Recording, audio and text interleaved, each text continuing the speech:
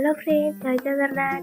आज आम सन्ध्या इच्छा होता टे पकोड़ी कर खावा प्लानिंग तो बहुत दिन करूँ पकोड़ी करके खाइबू बोली टे अलस सकाशे आम कर आज फाइनाली पकोड़ी करने को बाहरी मो रूममेट से ट्विंकल देखिपे आप कोबी बॉइल्ड करके आम रखीदेचु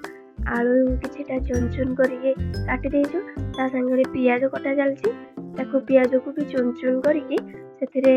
बेसन पियाज आलू लंका गुंड हल्दी गुंड लुण एसबू बनईकि आम गोटे डो बन से भुसुंगा पत्र आ धनिया पत्र आप देखिपे तेल भी टेस्ट लगे आमर ट्विंकल से पूरा बनाऊँ डोटा सी ही पूरा पकते से ही भल माने मुझे बास हेल्प करूँ बनाऊे सी मझे मझे काकुड़िया कोल खाऊलु भोक लगुला जेहेतु आपर देखिपे आमर कोबीटा फ्राए हबार मैंने छणा छणी आम चलती देखिपे आप गैसटा सिंगल गैसटा ना तो टे स्लाब ऊपर थुईदे हाइट हो ट्विंकल हाइट कम थी तो मुझे पकाऊला मुझे एपट सेपट करके छाड़ी काढ़ुली देखिपे कोबी गुड़ा बहुत सुंदर सुंदर देखा जाऊँगी माने टेस्ट भी बहुत बढ़िया थिला।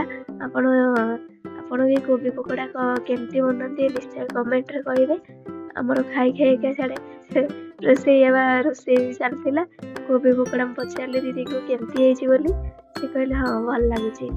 आमर आलू पकोड़ी कर लगे आलू को चुन चुन सेमती काटिकी डो बनिया जाइए कहूली आपन को से डो बसिक आम स्लाब उपर छाड़बार लगे ठिया ठिया हो